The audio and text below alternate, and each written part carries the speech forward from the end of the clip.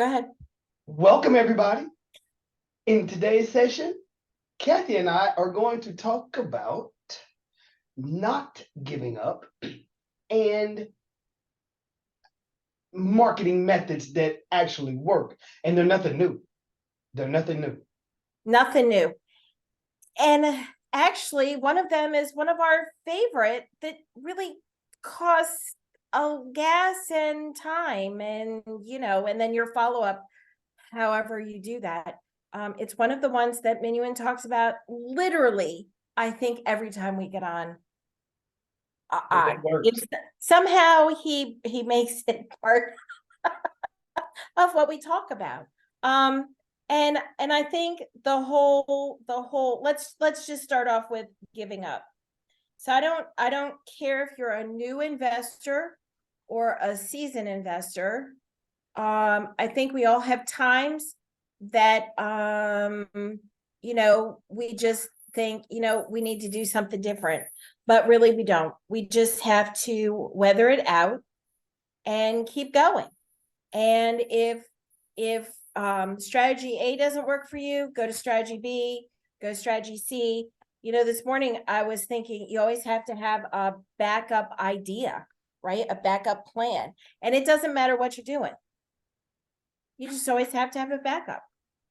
That's true. And now, don't get it confused, folks. She's not telling you jump ship on your marketing strategy, meaning if you think that's marketing, no. In the marketing part, you need to pick one, you need to stick with it and ride it out, because you got to look at your numbers and stuff like that. You can't say, oh, well, I just burned $200 right here, now I'm gonna go over here and do this one. Well, you didn't really give the first one a chance. I see people with that with certain advertising. So you just can't keep jumping around. But you do have to have your strategies. Absolutely. And I think, it's just like anything else. 30 days isn't enough time. 60 days might not be enough time. You really have to let it go a cycle and then say, okay, you know what? I've given this however long you have, but really give it a chance. Because I think sometimes we think, oh, it's been 30 days. This isn't working. Okay, well, 30 days, but what in that 30 days did you do? And I think it's really important, not everyone keeps up with the number of touches or how many times you need to reach out to folks, because that changes too. So pre-pandemic, we're 5 to 7 touches and we're good. But post-pandemic, we're up to 10, 12 touches before something really happens. So, you gotta vary those strategies. On top of varying the strategy that you're using, you have to vary how you're touching and be consistent with that. Yes, you do. And that goes back to you can't give up when you didn't give something a chance. The reason this was brought up, it kind of, someone had reached out to me, and I've been watching what they're doing, because we talk back and forth, and they start asking me about more advanced stuff, and I had to just stop them and tell them, wait a minute. You need to find you a deal and get that deal. Don't worry about title companies and where we closing at, stuff like that. That does not matter. As someone told me, you're putting the cart before the horse. Okay. Right. No, everything starts with you having a property under contract that is a real deal, not some retail overpriced stuff. A real deal that another investor can do the deal and still have 15, 20% equity or more after they put all their time and money into the house. Money costs money, folks. Remember that. That's right. You make your money before you have really even gotten into the situation. And I think that goes to, you know, when Minuan says anybody can put something under contract, you know, that's really important to think about, because yeah, you can say to the seller, the homeowner, yeah, I'll give you your price. But can you really sell it for that? Can you really wholesale it? Can you really rehab and resell it for that, etc.? Can you really sell it as a rental at that price? Because if you haven't factored in the holding costs, the closing costs, if you haven't figured in the rehab or what you need to do to get it rentable, you know, you're doing not just yourself an injustice, but at that point you're doing your seller an injustice.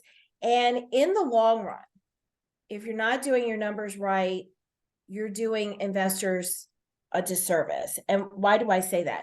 I say that because, right, investors have a bad name. They're always trying to hurt the property owner, whether it's not wanting to pay enough or offering so much that you're never going to be able to move forward and do anything. And that's just as bad as offering too little.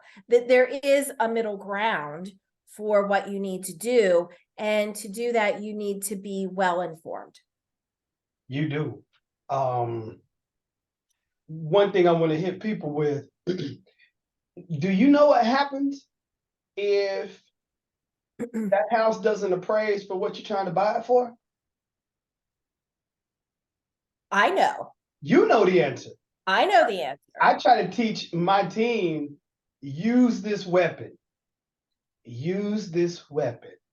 If somebody comes back to you, for example, and says, we send a text message or a cold call, whatever, doesn't matter. 495,000, not a penny less. Okay, you call them up, you go ahead, you put that property in the contract. How do you think a house for 495,000 is going to sell, let alone appraise, when everything else in the neighborhood is maximum? The top dollar house sold for 400. But now you're going to tell this seller you're going to give them 495 for a house that is pretty much the same as the rest of the neighborhood? And if you did it conventional, wait till that appraiser shows up. Because when it comes back and that house only appraises for 395 instead of 495, what do y'all think that difference comes from? Somebody got to pay it or the deal doesn't close. Comes out of your pocket. So stop doing worthless deals.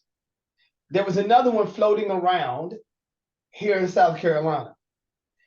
And some very popular people posted out and said, basically was saying, how do y'all get to this? I'm gonna tell it to you in short. The person said, they showed the text messages, right? And the person says, I have this great property, blah, blah, blah. And the buyer writes back, well, what's the ARV? Oh, 300,000. So how much are you asking? 326. So wait a minute. The ARV is 300,000, but you want 326, even if it needs no work. Of course, it's never what the person says. Right. Wait, come on, man. That's the kind of stuff right there is making a bad name for everybody. Exactly. That's I don't know. I think you call it dumb math. Right. Right. I got $100. You give me 150 for my 100. Come on, I do this all day long. I have a couple things I could say there, but I won't because they become politically incorrect. But anyway, yeah. So I think I think the gist of this is, if you're new, or even if you're not new, but you know, you're a little frustrated with the change in the market, or you're in a situation, because that happens to everybody. You know, don't give up hope. Try a new strategy. Talk, network. We're always talking about your network is your net worth, and it makes a huge difference. Don't give up on the strategy, you know. And when you're doing your marketing, give it enough time, and make sure you're giving it enough touches, right? I was doing a little bit of partnering with somebody about a year ago, and bought a list, bought an expensive list, I might add. The list wasn't working. Okay, well, the list wasn't working because we didn't even give it 90 days. Didn't give it 90 days. The list was like 400 properties long. So we didn't even have the right number, right? I mean, your possibilities increase once you get to 1,000 or more that you're contacting. So we weren't even at the right number. We didn't even make the right amount of touches. We had done maybe 4 touches. You can't say it's the list when you don't have the things in place that you need to have in place. So if you're getting your mailings back, or your text messages back, or your emails are bopping back, maybe you need to do something else to get information on how to contact the person, right? Maybe, so I'm working a list, and I'm finding that some of my people have moved. I got a pre-foreclosure foreclosure list. I'm finding that by the time I get the list, some of my people are gone. So that in a way is great for me, because I get their new address and I mail them, because it might not be too late for them. Even though they've left the property, I might still, and people are telling me, oh, don't mail to them. Don't mail to them. Well, why not? It's another touch. Yes. It's another touch. I like to mail, and then I like to call, text, and email, because then I can say, hey, I mailed you something. Maybe it'll jog memory. Maybe they go back and they find my mailer, right? I don't know. But you gotta give it time, and you gotta get all of your ducks in a row, literally, to make something happen. Yes, Minuan, or no? No, that is correct. And I'm going to expand about what a buddy of mine is doing. He's in upstate South Carolina. Now, I would have to say what he's doing might not work in every area, but it would still work. Meaning, when I tell you what he's doing in certain neighborhoods, you probably wouldn't do this in. Maybe not in downtown Baltimore. Right. So he's a FedEx driver. Okay. So what he does is, on his routes, he knows the neighborhoods, right? So when he gets off work, he goes back into some of those neighborhoods and he does driving for dollars. Okay, because he writes some of them down, but he was like, when I'm working, I don't have enough time to like write the address down. I'm booking it to the next spot. I come back and take my time. He writes it down and then hops himself back. Or he'll write down the street while he's driving, and then he'll come back later, because where there's one, there's usually many. Right. At least what I found. So this man, most of those houses are vacant. You know what he does? He will try to call them first using like True People Search. If he can't call them, he looks it up on the tax record and he goes to the address on record. Okay, and the man is getting deals. He was like, screw batch leads, screw PropStream. I hate those lists, blah, blah, blah. This is my way and I like it. Cool. So everybody finds their niche. Everybody finds their way to do it, the time, the steps. I mean, just because you're taught this today doesn't mean that that's going to work for you in 6 months. Thank you. And things circle back. So if you haven't done something for 4 or 5 years, maybe now's the time to pull that out and try that idea again, that strategy again. I mean, you and I were both teachers, right? And so you're only as good as the size of the bag of tricks that you have, right? And I used to tell my students when I taught college, that your bag of tricks needs to change depending on the time of the year, right? So I had one bag of tricks for September when we went back to school, because that's how long ago I taught. We started in September. I had a different bag of tricks for this time of the year. I'd bring it out about a week before Halloween. I had a different bag of tricks when we came back in January after winter break. And then I had a whole nother bag of tricks come May 1, because that last month and a half of school, because of testing and the heat and everything else. In any case, it's the same thing no matter what you do. You got to have that bag of tricks. You got to have those ideas.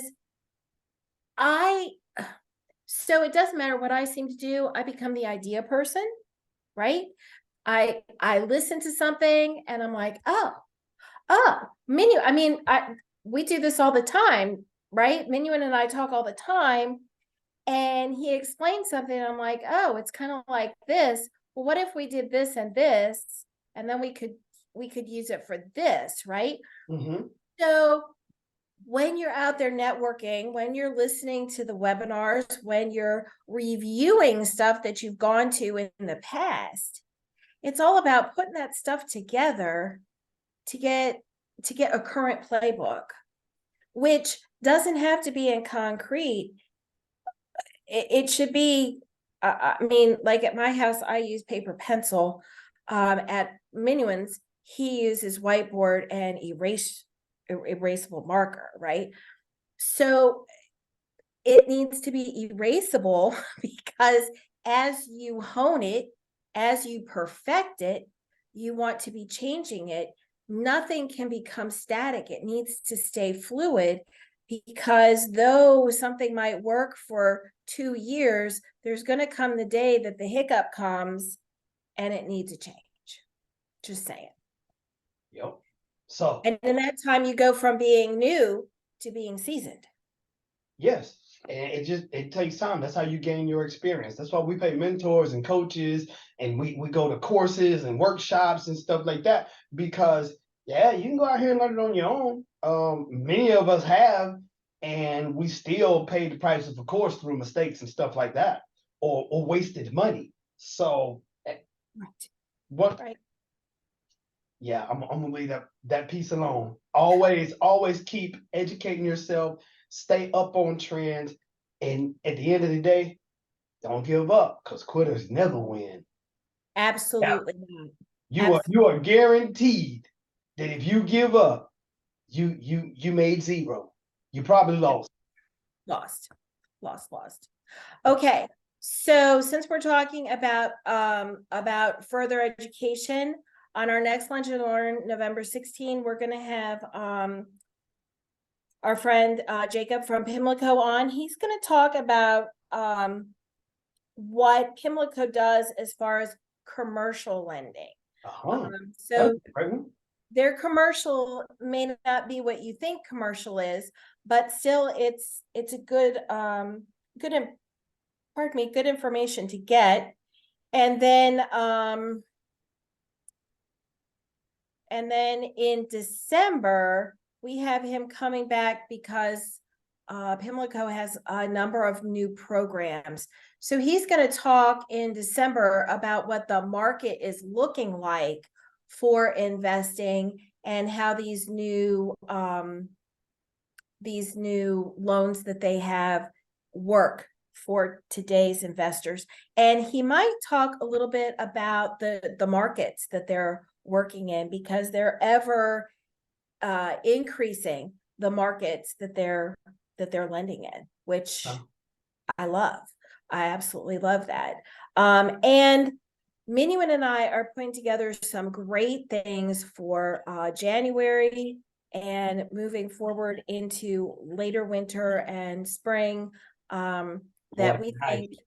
we think you're going to absolutely love, love, love. Some of those are going to be continue to be on free through the Facebook, but we also have some Lowe's cost things coming up that again, they're going to be amazing to be a part of. So, stay tuned for that information. That'll be coming probably early December, actually. I think we'll have that all nailed Yeah. down. Definitely. I actually, at least dates and stuff like that, I'd like to have that by before Thanksgiving if we can, but we're moving as fast as we can, folks. Yeah. All right. So I think that's kind of it for us. Nothing this weekend, but next weekend we do have our next REI Do Roos meetup. It will be right here in Facebook Live, and we're going to be joined by Greg Russell. He and Minuan are going to be talking about lead gen, and I'm certainly excited about that. Again, it's a topic that goes to multiple business types, right? Who can't benefit from free lead gen? And that's what he's going to be talking about. So we thank you for joining us today.